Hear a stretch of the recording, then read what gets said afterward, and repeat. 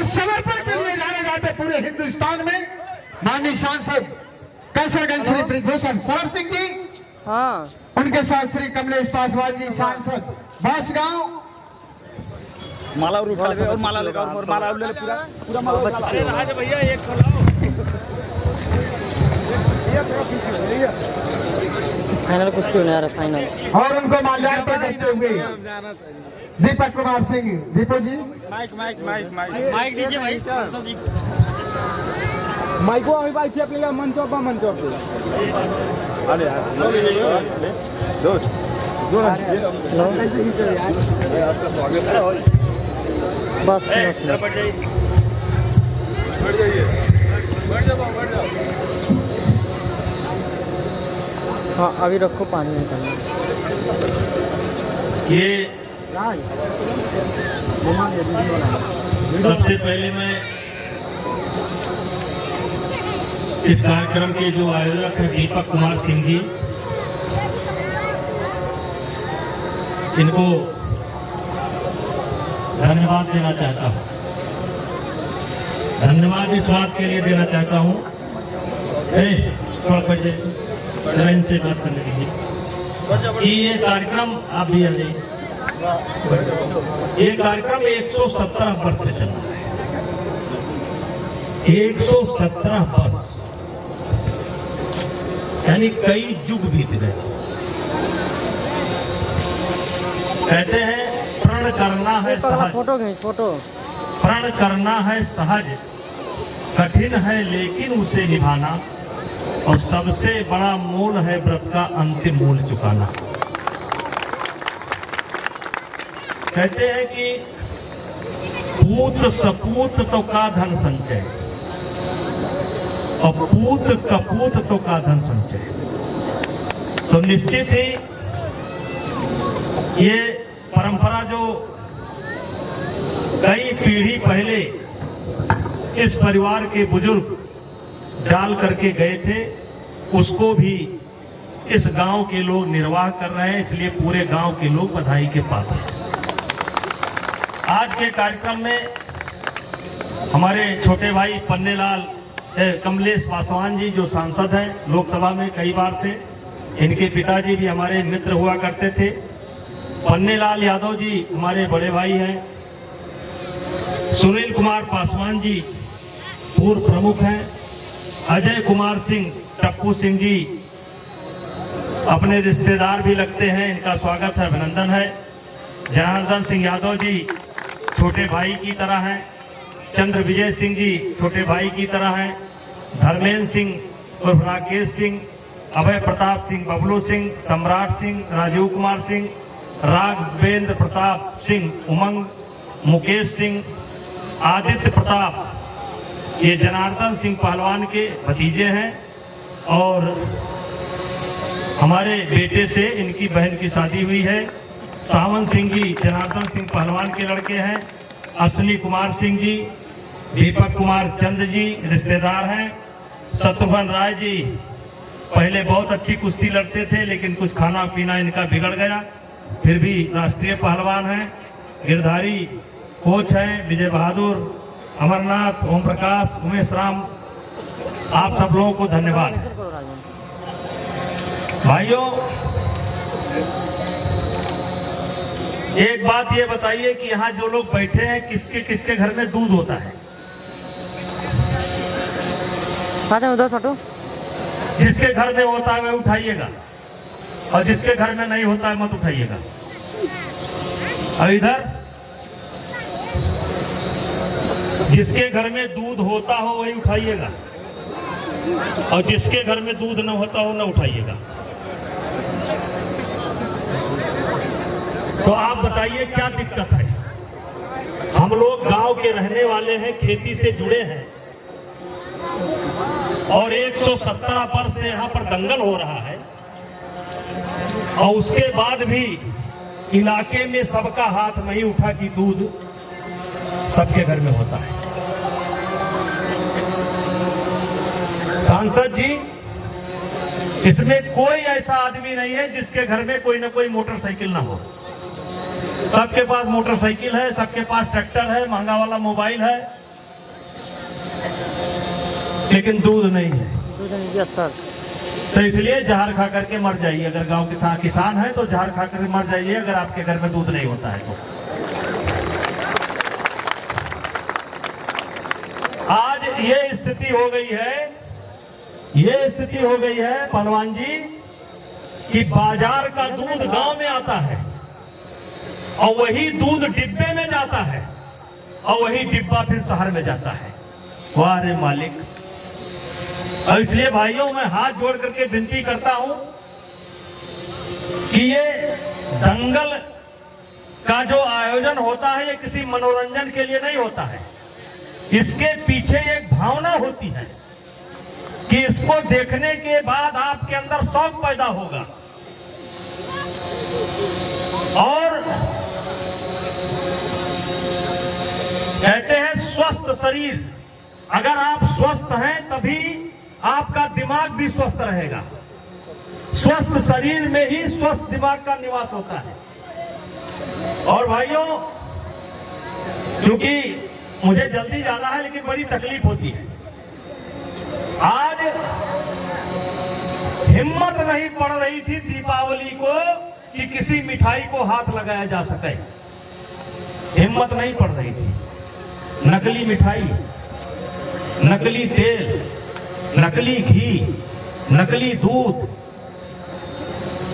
और बेईमानों से हमारे देश के जो पूंजीपति है बेईमान कुछ। अब जैसे अमिताभ बच्चन कुरकुरे खाते हैं, आप खाएंगे क्या? अमिताभ बच्चन कुरकुरे खाते हैं? अमिताभ बच्चन देश के सदी के नायक हैं और कुरकुरे खाते हैं। हम जानते हैं वो कुरकुरे खा नहीं सकते। इन लोगों ने कहा कि अपना कड़ुआ तेल मत खाइएगा, हमारा कोल्हू छाप वाला खाइए। इन लोगों ने कहा अपना आटा मत खाइए, आप अपना आटा जो आप खुद पिसाते हो सफाई करके वो मत खाइए, आशीर्वाद वाला खाइए। हम क्या कर रहे हैं? और इसलिए मैं सबसे कहना चाहता हूं जो मेरी बात को समझ रहे हैं, दुनिया क्या कर रही है मत देखो, अपना अपना परिवार बचाओ, अपना दूध पैदा करो, अपना घी पैदा करो, अपना दही पैदा करो, अपनी सब्जी पैदा करो और खुद बचो और परिवार को बचाओ। हम लोग सांसद हैं इस समय, ये कमलेश पासवान भी सांसद है। हम लोगों को रोज कहीं ना कहीं जाना पड़ता है। दिन में निकलते हैं तो कम से कम 5 जगह ऐसी जाते हैं जहां मृत्यु होती है। मृत्यु की उम्र क्या है? 25 साल, 27 साल, 40 साल, 60 साल, 90 साल का तो बहुत यदा कदा कोई मिलता है। और इसलिए मेरे भाइयों, हम इसीलिए आपसे निवेदन करना चाहते हैं कि अगर हम गांव के रहने वाले हैं तो हम चाहे हमारे घर में दूध होना ही चाहिए, चाहे भैंस का दूध हो, चाहे गाय का दूध हो, चाहे बकरी का दूध हो। दूध ही एक ऐसा साधन है जो बुजुर्ग से लेकर के बच्चे के मुंह तक जाता है। ये नकली सामान, क्या आप नहीं चाहते हैं कि आपका बच्चा आपसे ज्यादा स्वस्थ हो? क्या आप नहीं चाहते हैं कि आपका बच्चा आपसे ज्यादा स्वस्थ हो? कोई ऐसा आदमी है यहाँ पर जो ये ना चाहता हो कि हमारा बच्चा हमसे ज्यादा तरक्की कर जाए? कोई है? हर आदमी चाहता है कि हमारा बच्चा ज्यादा तरक्की करे, हमारा बच्चा हमसे ज्यादा स्वस्थ हो। तो कैसे स्वस्थ होगा? इसलिए सबसे आग्रह है, ये गोरखपुर की धरती है, गोरखपुर की धरती बहुत महान धरती है। यहाँ पर दूध की नदी बहती थी एक तरीके से गोरखपुर की धरती पर। एक से एक पहलवान यहाँ पर पैदा हुए। ब्रह्मदेव मिश्रा का नाम सुनिए, पन्नेलाल यादव ये खड़े हैं, लालमन यादव, जनार्दन सिंह, चंद्र विजय। लेकिन चलिए कोई बात है नहीं, पहलवान मत बनाइए, जो बन सकता है वही बनाए, लेकिन अपना अपना खान पान दुरुस्त करिए। सरकार इस मामले में फेल हो चुकी है और सरकार जब किसी मामले में फेल हो जाए तो जनता को आगे बढ़ना पड़ता है। नकली खाद्यान्न के मामले में सरकार फेल हो चुकी है और आज से नहीं, ये कई वर्ष से लगातार कोई जांच का सिस्टम नहीं है। किस तेल का समोसा बन रहा है कोई नहीं पूछता, पकौड़ी कई बार तेल में तरी जा रही है कुछ नहीं पूछता, कोई नहीं पूछता। और इसीलिए आज इतनी नाना प्रकार की बीमारियां हो रही हैं। तो हमारे आने का मकसद ये है खिसकड़ा गांव का, वाह ये बार कटा करके आया, नहीं रहने दो, ये बार कटा करके आया है। अब इससे पूछे कि नाव कहां से है, उस नाव से हमको भी मिलना पड़ेगा। इसके लिए सबके पास समय है। तो इसलिए भैया गांव के लोगों हाथ जोड़ करके विनती करता हूं कि अपना दूध जरूर पैदा करो। अब संजोग ऐसा है कि पहले गाय की बच्चियां खरीदने के लिए 15,000 लगता था, 20,000 लगता था। अब भगवान की कृपा से सड़कें पर टहल रही है टहल रही कि नहीं टहल रही है। मैं अपने जिले में हजारों बछिया पकड़वा चुका हूं, हजारों बछिया। और जो लड़के बछिया पकड़ते हैं, हम गांव में जाते हैं, हम उनको प्रोत्साहित भी करते हैं। आज भी मैं कह करके आया हूं कि मेरे रोड पर जितनी बछिया टहल रही हो सबको पकड़ लो और उनको मैं कुछ दिन पालूंगा और पाल करके फिर लोगों को दूंगा। इसलिए मेरे भैया खेती बाड़ी से जुड़े हो, अपना दूध पैदा करो, अपना सब्जी पैदा करो, नकली सामान से बचो, अपने बच्चे को स्वस्थ बनाओ, तब इस दंगल का मकसद पूरा होगा। हमारे पूर्वजों ने यह दंगल इसीलिए कराया था कि इसको देख करके आपके अंदर भावना बनी रहेगी और अपने अपने बच्चों को आप स्वस्थ बनाने का काम करेंगे। और इन्हीं शब्दों के साथ पुनः मैं आप लोगों को बधाई देता हूं। अच्छा ये बताइए कितने लोग पालेंगे, हाथ उठाओ, सही बताओ, झूठ ना उठाओ, ने अयोध्या से आया है, आधा बाबा भी यहाँ। चलो ये बिटिया उठाई, बहुत अच्छा बहुत अच्छा। ये बच्चे ज्यादा काम कर सकते हैं, वह खींच काट रहा है।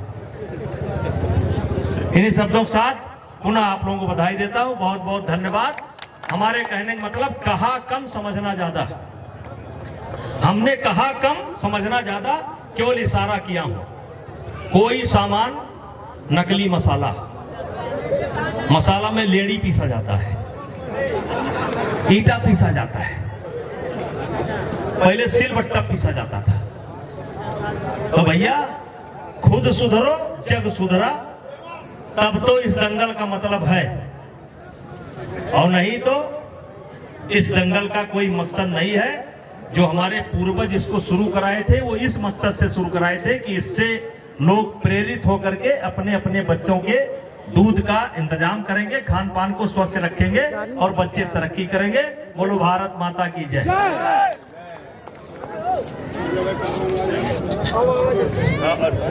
हाँ भैया पहलवान,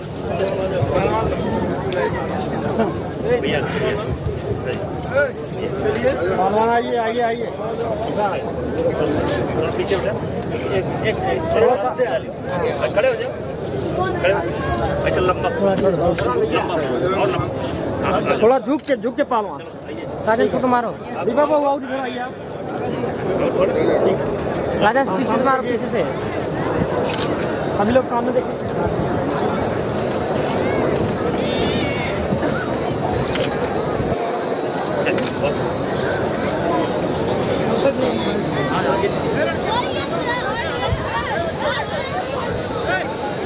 ऑटो अभी आओ। आज इस कार्यक्रम के मुख्य अतिथि माननीय श्री कैसरगंज सांसद बृजभूषण सरल सिंह जी की आवाज सुन रहे थे। आपने इस खेल के माध्यम से कितनी अच्छी अच्छी चीजें बताई, भोजन के बारे में कि भोजन क्या मिल रहा है, किसमें क्या मिलावट हो रही है, आप स्वयं उसको पैदा करें और उसको ग्रहण करके स्वस्थ बने। एक संदेश था और स्वयं उसका पालन करते हुए आगे बढ़ने का काम आपको भी देते माननीय सांसद कैसरगंज। धन्यवाद सर। भगत रेलवे स्टेडियम हाथ उठाएंगे, रेड कैच को भगत